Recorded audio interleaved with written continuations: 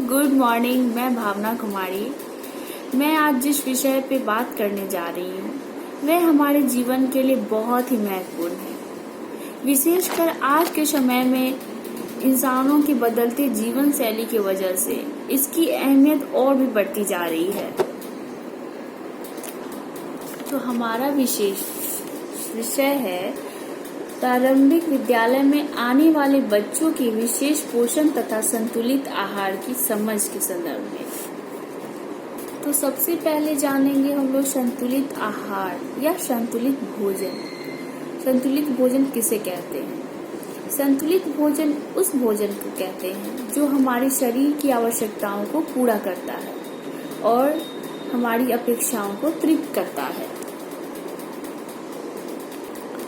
जिसमें भोजन के सभी आवश्यक पौष्टिक तत्व सम्मिलित हों और इन तत्वों का उचित अनुपात में प्रदान करता है। व्यक्ति की आयु, लिंग और काम करने की स्थिति आदि का ध्यान रख रखाव निर्धारित किया गया हो अथवा विभिन्न खाद्य पदार्थों के मिश्रण से निर्मित वह आहार जो शरीर को पौष्टिक तत्व उसकी न्यूनतम शारीरिक आवश्यकताओं के अनुपात में प्रदान करता है। और जीवन यापन के लिए भोजन में जिन तत्वों का होना बहुत आवश्यक है उन्हें पोषण तत्व कहते हैं, जैसे प्रोटीन, कार्बोज, वसा, जल, विटामिन और खनिज लवण। तो प्रोटीन किसे कहते हैं? प्रोटीन जीव दर से निर्माण होता है जो कोशिकाओं का आधार होता है।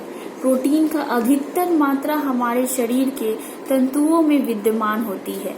शरीर का सबसे विपुल तत्व प्रोटीन है। जीवित शरीर का भार 1/6 भाग प्रोटीन होता है।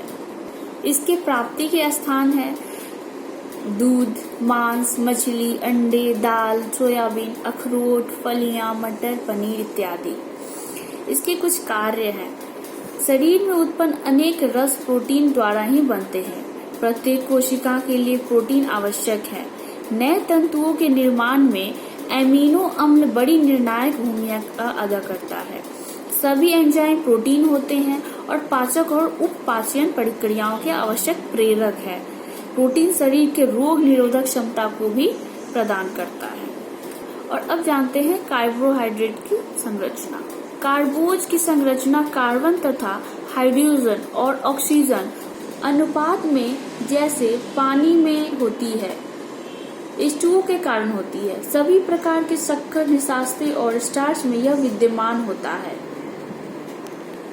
इसके प्राप्ति के स्थान है चावल, गेहूं, बाजरा, मकई इत्यादि। और इसके कुछ कार्य हैं। दैनिक कार्य हेतु ताप व ऊर्जा उत्पन्न करने के लिए ईंधन का कार्य करता है। यदि 10% कैलोरी प्रोटीन प्रदान करे और 20% कार्बोहाइड्रेट ही शरीर को प्रदान करे तो 70% कैलोरी कार्बोहाइड्रेट ही शरीर को प्रदान करती है। अब जानते हैं वसा। वसा क्या है? वसा को भी भोजन का एक आवश्यक तत्व माना गया है। यह कार्बन की अपेक्षा ऊर्जा का बेहतर स्रोत है। एक ग्रेव वसा में लगभग 9 कैलोरी ऊर्जा होती है। यह शरीर में भंडारित हो सकती है। इसे ईंधन भोजन भी कहते हैं। और इसके प्राप्ति के स्थान है वनस्पतिक वसा, मक्खन, घी, तिलहन इत्यादि। और अमी वसा की प्राप्ति स्थान है मांस, मछली, दूध, चीज, डेयरी इत्यादि। इसके कुछ कार्य हैं।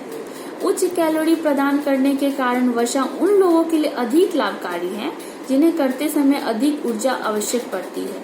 यह शरीर की त्वचा को मुलायम बनाकर रखती है तथा सर्दी गर्मी से शरीर का बचाव करती है। अब जानते हैं जल। जल 2 भाग हाइड्रोजन व ऑक्सीजन का मिश्रण है। शरीर का 75% भाग जल ही होता है। सामान्यतः प्रतिदिन 4 से 5 लीटर पानी पीना चाहिए। मूत्र, पसीने तथा सांस के साथ फेफड़ों द्वारा छोड़े गए जल कणों के माध्यम से शरीर में जल की कमी हो जाती है।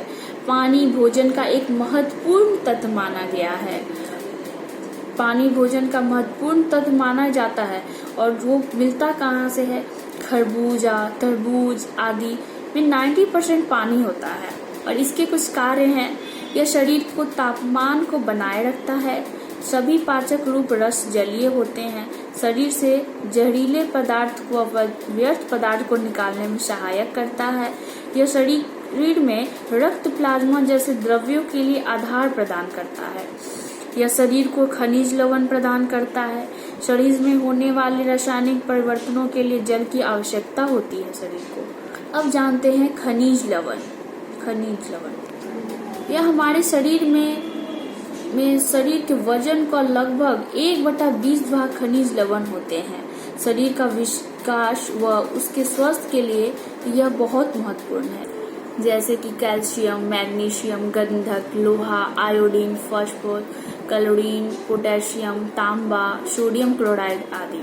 और कैल्शियम दूध, पनीर, अंडा में पाया जाता है इत्यादि में पाए जाते हैं। लोहा अन्न, दालें, अंडे इत्यादि में। और आयोडीन के स्रोत हैं समुद्री खाद्य पदार्थ, मछली के तेल इत्यादि। और फास्फोरस के स्रोत हैं अंडा, मेवा, आलू इत्यादि। गंधक के स्रोत मूली, पालक, अंडा, दाल, बंद गोभी इत्यादि। मैग्नीशियम के स्रोत हैं दूध, पनीर, मटर, कॉफी इत्यादि। फास्फोरस के स्रोत हैं बादाम, सूखी फलियां, अखरोट, पनीर, अंडा इत्यादि। और सोडियम क्लोराइड के स्रोत हैं समुद्री नमक व समुद्री खाद्य, दूध, हरी सब्जियां इत्यादि। और पोटेशियम के स्रोत हैं हरे पत्ते, सब्जियां और दालों में अधिक मात्रा में पाया जाता है पोटेशियम। तो इसी के साथ इस विषय को यहीं समाप्त करते हैं। थैंक यू, धन्यवाद।